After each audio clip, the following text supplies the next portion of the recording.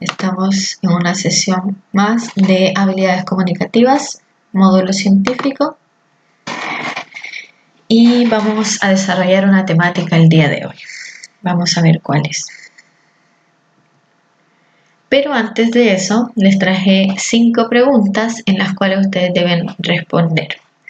En el icono de acá abajo, cuando sea compartida la presentación, ahí podrán encontrar las respuestas.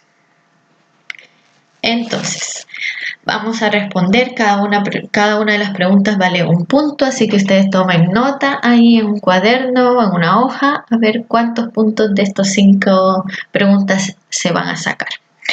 La primera dice, es la célula primitiva, no presenta núcleo, posee pared celular y ADN libre.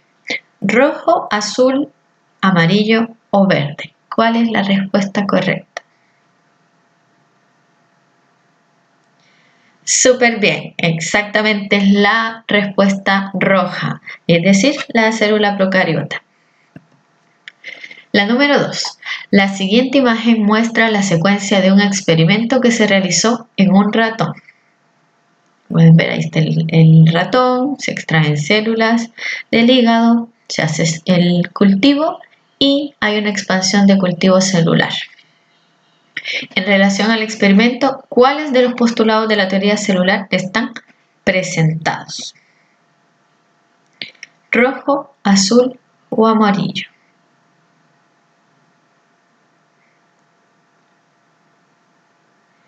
Súper bien, exactamente. Se pueden observar los 3 postulados, pero el que más podríamos decir que se relaciona con este experimento sería el número 2, ya que las células se originan de otras células preexistentes a partir o por división celular. Número 3. Proteínas que funcionan como canales a través de la membrana. Rojo, azul, amarillo o verde. Súper bien, exacto, son las proteínas integrales las que funcionan como canales. Número 4. Formada por fosfolípidos y proteínas principalmente. Regula el paso de sustancias a la célula. Rojo, azul, amarillo o verde. ¿Cuál creen que es la respuesta correcta? Muy bien, es membrana celular, ¿cierto? La respuesta es el color rojo. Número 5. Este es de la clase pasada. Así que un fosfolípido está formado por. ¿Cuál sería la respuesta correcta? ¿Rojo, azul? ¿Cuál? Súper bien, exacto. La molécula de un fosfolípido o el fosfolípido como tal está formado por una cabeza hidrofílica, y 2 colas hidrofóbicas. Súper bien. Cuenten entonces cuántas respuestas buenas obtuvieron de esas 5 preguntitas, ¿ya? Vamos al tema entonces que nos trae hoy a esta sesión. Tendríamos entonces en la sesión 5 la temática transportes de la membrana y esa parte la vamos a ver como experimentación. Aparte entonces tenemos la guía del experimento con huevo y vinagre. Por lo tanto, tenemos que ver esa temática para que después puedan responder hacia las preguntas y puedan realizar sus conclusiones de la guía de laboratorio o guía de experimentación en este caso. Entonces, tenemos por acá una membrana o un modelo de membrana en donde está conformada principalmente por estas cabecitas azules que aparecen acá, que serían los fosfolípidos, y por aquí sus colas. Y además también conformada principalmente por proteínas. Estas que podemos observar acá serían las proteínas integrales, las que atraviesan toda la membrana. Pero además tenemos proteínas que son periféricas también, ¿ya? Y tendríamos otros tipos de moléculas que están componiendo esta membrana. En el caso, uno de los más importantes también serían el colesterol. El colesterol se integra o está ahí como componente de la membrana entre las colas de los fosfolípidos, y eso le da menor fluidez a la membrana, le otorga mayor rigidez a la membrana. Por lo tanto, tiene mucho que ver con la fluidez de la membrana. Esto permite que se haga más viscosa, es uno de los factores que aumenta la viscosidad de la membrana. Y nos quedaría entonces los azúcares. Aquí pueden integrarse oligosacáridos en ya sea las proteínas o ya sea los fosfolípidos. Es decir, entonces que vamos a tener como otro componente de membrana glucoproteínas y glucolípidos. Estos azúcares que se observan acá hacen asimétrica la membrana. Entonces, estos azúcares son los que le dan esa característica a la membrana celular. Ahora, los factores que aumentan la fluidez es el estado o temperatura en el que se encuentre. Por ejemplo, en mayor temperatura hay mayor fluidez. A menor temperatura es más viscosa, aumenta la viscosidad de la membrana. Si las colas de los fosfolípidos, las cadenas hidrocarbonadas, son más largas, va a aumentar la viscosidad. Si son más cortas, aumenta la fluidez. Si las colas de los fosfolípidos, que recuerden que están formados por los ácidos grasos, si estos son ácidos grasos insaturados, los que tenían dobles enlaces, aumenta la fluidez. Pero si tiene ácidos grasos saturados, los que tenían enlaces simples o sencillos, va a aumentar la viscosidad.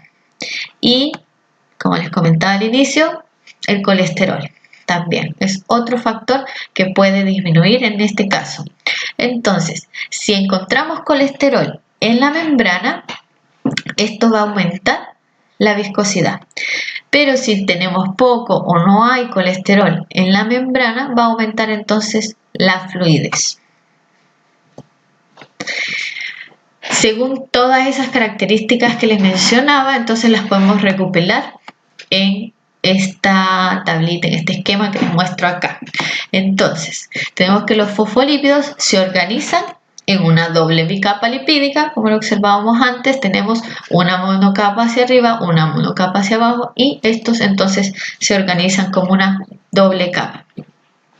También envuelve esta membrana el citoplasma, permitiendo que se mantengan las diferencias entre el medio intracelular, es decir, el citoplasma, y entre el medio extracelular. Se presenta una permeabilidad selectiva, ya que las proteínas que permiten el transporte de la membrana le regulan el paso de las moléculas, por lo tanto son muy selectivas, y además el colesterol también le da esa otra capacidad o esta otra característica también. Su composición, como les comenté antes, es asimétrica debido a los azúcares que integran esta membrana, esta estructura. Y es, por lo tanto, entonces una membrana fluida. Las funciones tienen que ver mucho con las características también. Entonces tendríamos que, a partir de esas diferencias que se hacen, esta permeabilidad que se presenta, la membrana va a tener una función de regular el intercambio de las sustancias que se hace entre un transporte celular. Por lo tanto, va a producir, mediante esto, va a producir gradientes electroquímicos, y va a recoger entonces también señales del exterior, de otras células puede ser. Limita además entonces la célula como tal y separa el citoplasma del medio. Y esto le confiere entonces una inmunidad, y se hace un reconocimiento celular para poder tener comunicación con otras células. Se comunica con otras estructuras, con otras células.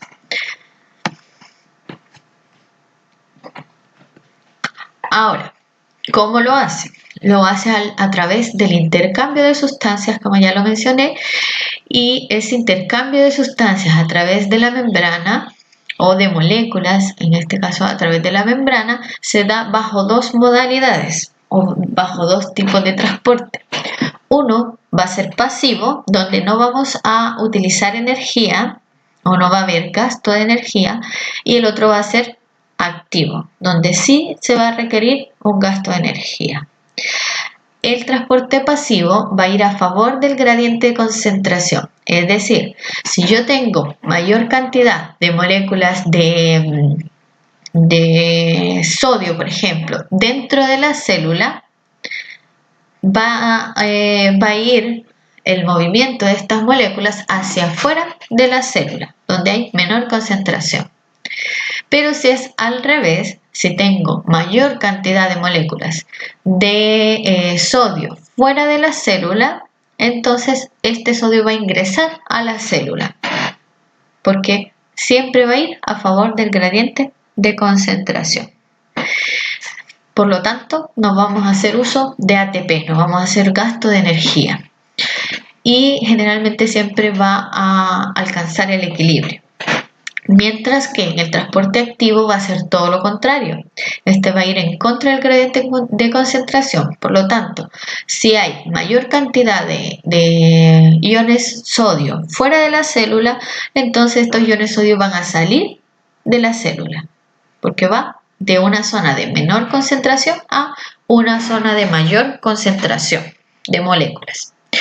En este caso, por esto necesita entonces una utilización de energía y por lo tanto entonces hacemos un gasto de ATP. El ATP es el que le va a proporcionar ese fosfato inorgánico, la P que tiene ahí, y eso le va a dar entonces energía para poder hacer este transporte. Y en este caso entonces no vamos a tener un alcance de equilibrio de concentraciones iguales. ¿Cómo se vería esquemáticamente? Se vería de esta forma. Entonces, en el transporte pasivo tenemos esto de acá arriba, en donde va a haber una difusión simple, es decir, el paso de moléculas a través de la membrana fácilmente. Estas moléculas pueden ser moléculas pequeñas, moléculas hidrofóbicas como el etanol. Etanol, por ejemplo, él puede llegar y pasar a través de la membrana. Lo mismo que los gases, como el oxígeno, también puede llegar y pasar por atravesando la membrana. El agua también está dentro de esas categorías, pero lo que pasa es que el agua se transporta a través de una proteína que se llama aquaporina. Entonces, en ese caso, la molécula de agua se atraviesa la membrana a través de una proteína por osmosis. Entonces, ¿qué tipo de transporte tendríamos en el transporte pasivo? Tendríamos el transporte por difusión simple, el transporte por difusión facilitada, que es donde actúa una proteína, y acá entonces tendríamos en este transporte de difusión facilitada, tendríamos el transporte por canales o el transporte por proteínas permeasas. Y tendríamos dentro del transporte pasivo también entonces la osmosis, que es el que vamos a necesitar para el laboratorio, para el experimento que vamos a hacer con el huevo. Luego tendríamos entonces el transporte o el cotransporte por proteínas permeasas también, pero un transporte activo, donde sí vamos a requerir energía. Y en este caso es las moléculas que son grandes no pueden atravesar fácilmente la membrana. Por lo tanto, atraviesan la membrana a través también de proteínas. En el caso de los iones tampoco pueden atravesar fácilmente la membrana, por lo tanto necesitan proteínas, en este caso proteínas de tipo canal, que le permite el paso. Y si lo comparamos con el transporte activo, también estos iones pueden ser transportados por transporte activo, y aquí es donde aparece la famosa bomba sodio-potasio. Y ahí hay utilización de energía. Vamos lo que nos premia para esta experimentación, que sería la osmosis. La osmosis es el paso de un disolvente entre dos soluciones que son distintas, en este caso la solución que está dentro de la célula, en este caso el huevo, y la solución que está fuera de ella, que sería en el primer caso el vinagre y en el segundo caso el agua azucarada. Entonces ese paso de disolvente entre dos soluciones de diferentes concentraciones por medio o a través de una membrana que va a ser semipermeable. Entonces, si yo tengo misma concentración de solutos, va a ser una solución isotónica. Pero si yo tengo una elevada concentración en la solución, va a ser una solución hipertónica. En el caso que tenga una baja concentración, va a ser una solución hipotónica. Menor cantidad de concentración de solutos, en este caso. Ahora, ¿qué va a pasar con esa célula o qué podría pasar con esa célula? Si yo coloco la célula en un medio donde hay una elevada concentración, es decir, donde es hipertónico, el agua de esa célula va a salir de la célula. Por lo tanto, esta se va a arrugar. Si la concentración es igual o es la misma, la concentración de los solutos dentro como fuera, esta se va a mantener. Tenemos entonces una solución isotónica y se va a mantener porque va a ingresar agua, pero a la vez igualmente va a salir de ella agua. Y en el medio hipotónico, donde tenemos baja concentración, la célula va a ingresar el agua va a ingresar, a la célula y por lo tanto esta se va a hinchar y se puede romper. Si hablamos de una célula vegetal, como tiene pared celular, en el caso del medio hipertónico, entonces esa membrana plasmática se desprende de la pared celular. Entonces, finalmente, las moléculas de agua se difunden desde un medio, ya sea hipotónico al hipertónico, provocando un aumento en la presión. Es decir, el agua puede salir para poder disolver donde hay demasiada concentración o puede entrar debido a la poca concentración que presente el medio externo en este caso, porque estamos hablando de una célula, en este caso los glóbulos rojos.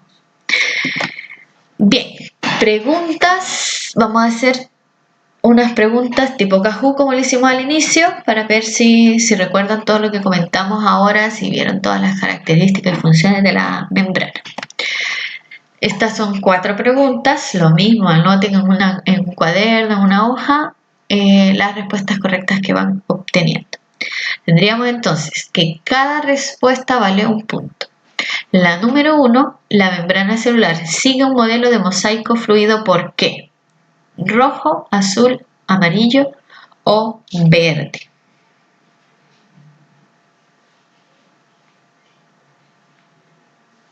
Súper. Es la de color amarillo. Sus moléculas se mueven dinámicamente. Los fosfolípidos se mueven en la membrana hacia sus laterales, hacia un movimiento llamado flick-flop, que es un salto que hacen entre las monocapas.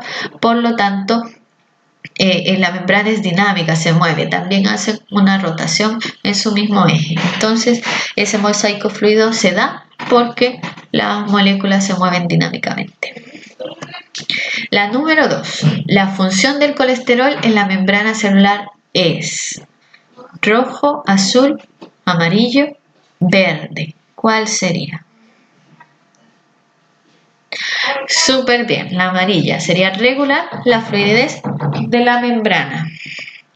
El transporte pasivo se caracteriza por va en contra del gradiente de concentración, requiere energía, no requiere energía, va a favor del gradiente de concentración. ¿Cuál es la respuesta? Súper bien, el amarillo y el verde. La número 4. El transporte activo se caracteriza por rojo, azul, amarillo o verde. Muy bien. El rojo y el azul, ¿cierto? Muy bien. Anoten entonces o cuenten en realidad cuántas buenas obtuvieron. Por el día de hoy esto sería todo y nos vemos entonces en una próxima sesión de ETES. Feliz tarde.